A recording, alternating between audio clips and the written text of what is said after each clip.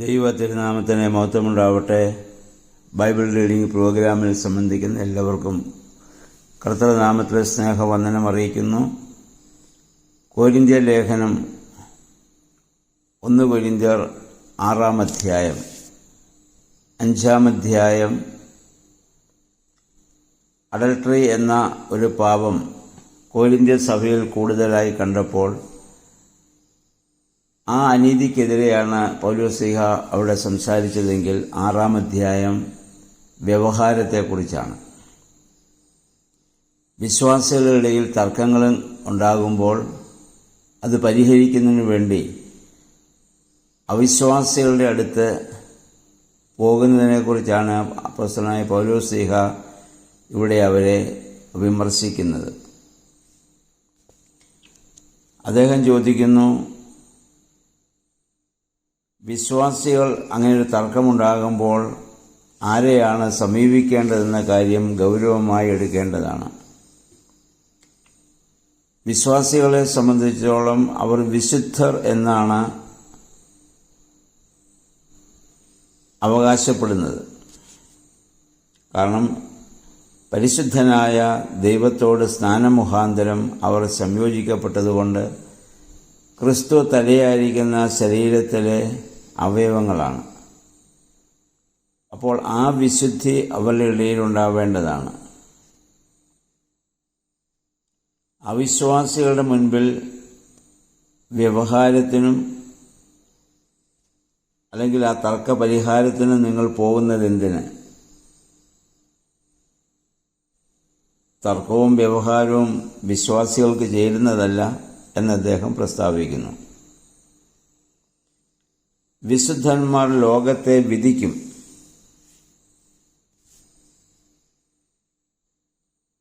നിങ്ങൾ വിശുദ്ധർ എന്നുള്ള ആ അവകാശം നിങ്ങൾ പറയുന്നുവെങ്കിൽ നിങ്ങൾ എന്തിന് അശുദ്ധരെന്ന് പറയുന്നവരുടെ മുൻപിൽ തർക്കപരിഹാരത്തിന് പോകുന്നുവെന്നാണ് പൗലോസ്ലീഹ ചോദിക്കുന്നത്. അദ്ദേഹം ചോദിക്കുന്നു, ഇങ്ങനെയുള്ള നിസ്സാര കാര്യങ്ങളിൽ പോലും തീരുമാനമെടുക്കുവാൻ നിങ്ങൾ കഴിവില്ലാത്തവരാണോ? ഇത് നമ്മൾ ഇന്ന് ചിന്തിക്കേണ്ടതാണ്. നമ്മുടെ ഇടയിലും എത്രയോ വ്യവഹാരങ്ങൾ വിജാതികളായ ന്യായാധിപന്മാരുടെ മുൻപിൽ ചെന്ന് കൈകൂപ്പി നിന്ന് അവർ പറയുന്നതായ വിധിക്ക് വിധേയമായി ജീവിക്കേണ്ട ഒരു സാഹചര്യം, അത് ക്രിസ്ത്യാനികൾ എന്ന പേര് മാത്രമേ നമുക്കുള്ളൂ. ആ ജീവിതം, അതനുസരിച്ചുള്ള ജീവിതമില്ലാത്തതുകൊണ്ടാണ് അങ്ങനെ സംഭവിക്കുന്നത്. പൗലോസ്ലീഹ ചോദിക്കുന്നു, സഭ ഗണ്യമാക്കാത്തവരെ നിങ്ങൾ ഇരുത്തുന്നുവോ എന്നാണ്. എന്ന് പറഞ്ഞാൽ സഭയിലെ നിസ്സാരനാണ് പണ്ഡിതനായ വിജാതീയനിലും മുകളിലുള്ളവൻ ആത്മീയമായി ചിന്തിക്കുമ്പോൾ. അദ്ദേഹം ചോദിച്ചു, ഈ പ്രശ്നം പരിഹരിക്കുവാൻ ജ്ഞാനിയായ ഒരുവൻ പോലും നിങ്ങളുടെ ഇടയിൽ ഇല്ലാതെ പോയോ? സഹോദരന്മാർ തമ്മിലുള്ള കലഹം ഉണ്ടാകാൻ പാടില്ലാത്തതാണ്. അഥവാ ഉണ്ടായാൽ തന്നെ അവിശ്വാസികളായ ന്യായാധിപന്മാരുടെ മുൻപിൽ പോയി നിൽക്കുന്നതായ ഒരു സാഹചര്യം, അത് വളരെ അപലപനീയമാണെന്ന് പൗലോസ്ലീഹ ഇവിടെ ശക്തമായ ഭാഷയിൽ കൊരിന്ത്യ സഭയോട് ആവശ്യപ്പെടുന്നു. ഇതെല്ലാ ക്രൈസ്തവ സമൂഹവും ഈ കാര്യം ശ്രദ്ധിക്കേണ്ടതാണ്. 7-8 ഇനി അതിൻ്റെ 8-9 വാക്യങ്ങൾ വായിക്കുമ്പോൾ പൗലോസ്ലീഹ പറയുന്നു, ക്രൈസ്തവ ധർമ്മം അദ്ദേഹം വീണ്ടും എടുത്തു കാണിക്കുന്നുണ്ട്. ദ്രോഹവും നഷ്ടവും സഹിക്കാനുള്ളതാണ്. അങ്ങനെയുള്ളവർ അന്യർക്ക് ദ്രോഹമോ നഷ്ടമോ ഒരിക്കലും ഉണ്ടാക്കാൻ പാടില്ല. അതിന് വിപരീതമായി പ്രവർത്തിക്കുന്നവർ ദുഷ്ടന്മാരും ദൈവരാജ്യ അവകാശമില്ലാത്തവരുമാണ്.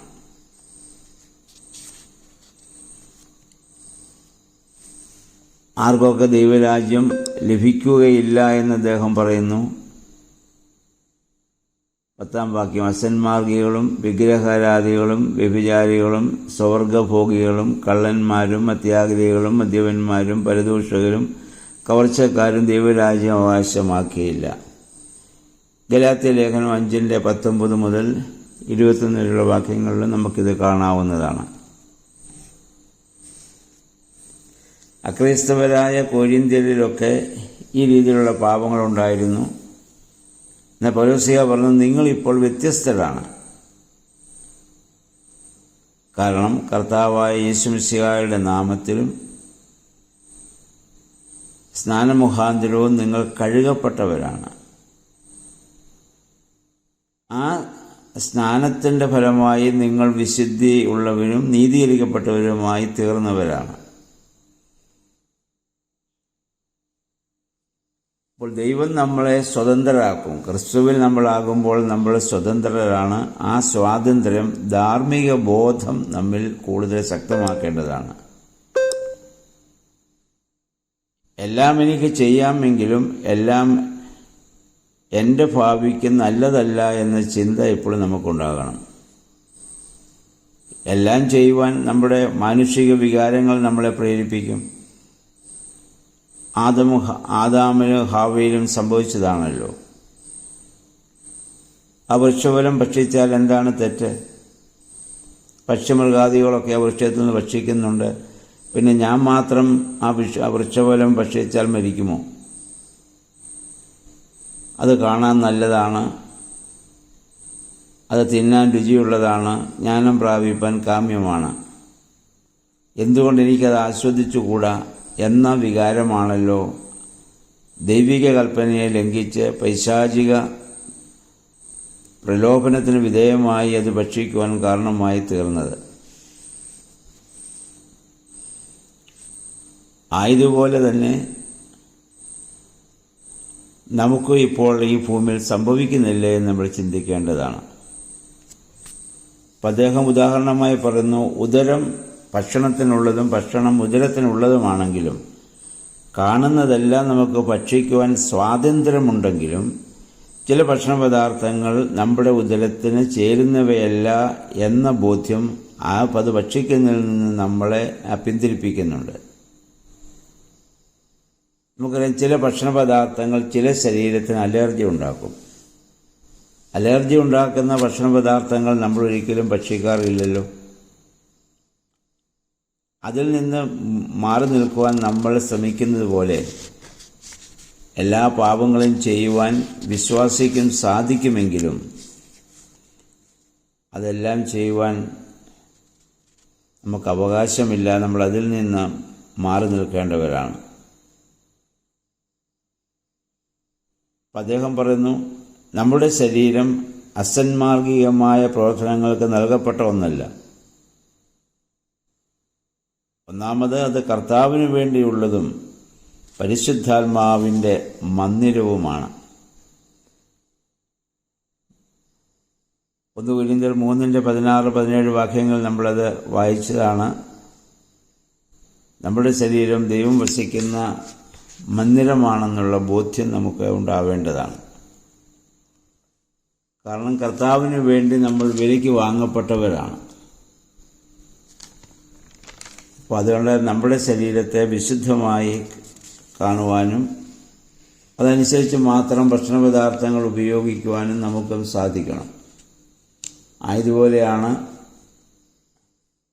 നമ്മുടെ ആത്മാവിൽ നമ്മുടെ ചിന്തകൾ, നമ്മുടെ മനോഭാവങ്ങൾ, നമ്മുടെ പ്രവർത്തനങ്ങൾ വിശുദ്ധമാകുവാൻ തക്കവണ്ണം നമ്മൾ ശ്രദ്ധിക്കേണ്ടതാണ്. അപ്പം അദ്ദേഹം പറഞ്ഞു, എല്ലാ ഭക്ഷണത്തിനും ഭക്ഷിക്കാമെങ്കിലും ശരീരം ഭക്ഷണത്തിന് മുകളിലാണ്. ആയതുപോലെ എല്ലാ തിന്മപ്രവർത്തികൾക്കും മുകളിൽ അതിനെ അതിജീവിക്കുവാൻ മനുഷ്യന് സാധിക്കണം. കാരണം നമ്മുടെ ശരീരം കർത്താവിനെ സേവിക്കുവാനുള്ളതും അത് കർത്താവിനോടൊപ്പം കർത്താവ് പുനരുത്ഥാനം ചെയ്തതുപോലെ പുനരുത്ഥാനം ചെയ്യാനുള്ളതുമാണ്. അത് മശിഹായുടെ അവയവങ്ങളാണ്. ആ സ്ഥിതിക്ക് വീണ്ടും അദ്ദേഹം വ്യഭിചാരം എന്ന പാപത്തെക്കുറിച്ച് പറയുന്നു. വ്യഭിചാരം ചെയ്യുന്ന മനുഷ്യൻ ആരുമായി ആ ബന്ധത്തിൽ ഏർപ്പെടുന്നുവോ ആ വ്യക്തിയുടെ ശരീരത്തിൻ്റെ ഭാഗമായി മാറുകയാണ്. അപ്പോൾ ക്രിസ്തുവിനോട് ചേർക്കപ്പെട്ട ശരീരം പാപം ചെയ്യുന്ന ശരീരത്തോട് ചേർക്കപ്പെടാൻ പാടില്ല. 18-20 വാക്യങ്ങളിൽ പറയുന്നു, എന്തുകൊണ്ടാണ് മറ്റെല്ലാ പാപങ്ങളും ശരീരത്തിന് വെളിയിലാണെങ്കിൽ വ്യഭിചാരം എന്ന പാപം ശരീരത്തിൻ്റെ ഉള്ളിലാണ്. അശുദ്ധ ശരീരവും വിശുദ്ധ ശരീരവും തമ്മിൽ ഒരുപോലെ ചേർക്കപ്പെടാനാവില്ല. അതുകൊണ്ട് ഈ ധാർമ്മികമായ കാര്യങ്ങൾ 5-6 അധ്യായങ്ങളിൽ പൗലോസ്ലീഹ നമ്മെ ഓർമ്മപ്പെടുത്തുന്നു. 20-ാം വാക്യം പറയുന്നു, നിങ്ങൾ വിലയ്ക്ക് വാങ്ങപ്പെട്ടവരാണ്. ക്രിസ്തുവിൻ്റെ രക്തത്തിൻ്റെ വിലയാണ് ഓരോ വിശ്വാസികളുടെയും ശരീരം. അപ്പം അതുകൊണ്ട് ആ ശരീരം ദൈവത്തെ മഹത്വപ്പെടുത്തുവാനുള്ളതാണ്. ഈ ശക്തമായ ധാർമ്മികമായ ഈ ഒരു ഉപദേശം കൊരിന്ത്യർ സഭയ്ക്ക് പൗലോസ്ലീഹ കൊടുക്കുമ്പോൾ അത് ക്രൈസ്തവ സമൂഹത്തിന് വേണ്ടി മുഴുവനുള്ളതാണ്. നമ്മുടെ ജീവിതത്തിനും പാപം ചെയ്യാനുള്ള അവസരം നമുക്കുണ്ട്, സാഹചര്യം നമുക്കുണ്ട്, സ്വാതന്ത്ര്യവും നമുക്കുണ്ട്. എന്നാൽ അതിൽ നിന്ന് മാറി നിൽക്കുവാൻ സാധിക്കുന്നതാണ് യഥാർത്ഥ ക്രൈസ്തവ ജീവിതം. അതിനാണ് ഫ്രീ വിൽ എന്ന് പറയുന്നത്. നന്മയും തിന്മയും ചെയ്യാം, വിശ്വസിക്കാം, അവിശ്വസിക്കാം, ഉൾക്കൊള്ളാം, നമുക്ക് പുറന്തള്ളാം. ഇതിനൊക്കെയുള്ള സ്വാതന്ത്ര്യമുണ്ട്. ആ സ്വാതന്ത്ര്യത്തെ നല്ല രീതിയിൽ വിനിയോഗിക്കുവാൻ നമുക്ക് സാധിക്കണം. പൗലോസ്ലീഹ പറഞ്ഞ ആ ഉദാഹരണം മാത്രം നോക്കുക. ശരീരമുണ്ട്, ഉദരമുണ്ട്, ഭക്ഷണമുണ്ട്. എല്ലാ ശരീരത്തിനും എല്ലാ ഭക്ഷണവും ഭക്ഷിക്കാൻ സാധിക്കാത്തതുപോലെ അവിശ്വാസിക്ക് അല്ലെങ്കിൽ വിശ്വാസികളുടെ ആ ശരീരത്തിന്, വിശ്വാസികളുടെ മനസ്സിന് എല്ലാം ഉൾക്കൊള്ളുവാൻ സാധിക്കുകയില്ല. അതുകൊണ്ട് വിശുദ്ധമായതിനെ തിരഞ്ഞെടുക്കുവാൻ തക്കവണ്ണം നമുക്ക് ഇടയായിട്ട് തീരണം. ഇന്ന് നമ്മൾ നേരിടുന്ന ഏറ്റവും വലിയ പ്രശ്നം ഇതാണല്ലോ, വ്യവഹാരം. ജാതികളാൽ വിധിക്കപ്പെടുന്ന ഒരു സാഹചര്യത്തിലേക്ക് ക്രൈസ്തവ സമൂഹം മുഴുവൻ നീങ്ങിക്കൊണ്ടിരിക്കുന്നു. അതിൽ നിന്നൊരു മോചനം നമുക്ക് ലഭിക്കുവാൻ വേണ്ടി, അതിന് നേതൃത്വം നൽകുന്ന ആളുകളെ ദൈവം ശക്തീകരിക്കാൻ വേണ്ടി നമുക്ക് പ്രാർത്ഥിക്കാം. അതിന് ഇന്നത്തെ ദിവസം ഈ 6-ാം അധ്യായം നമുക്ക് സഹായമാകട്ടെ. എല്ലാവർക്കും ഒരു നല്ല ശുഭദിനം ആശംസിക്കുന്നു. ദൈവനാമം മാത്രം മഹത്വപ്പെടുവാൻ ഇടയായിട്ട് തീരട്ടെ.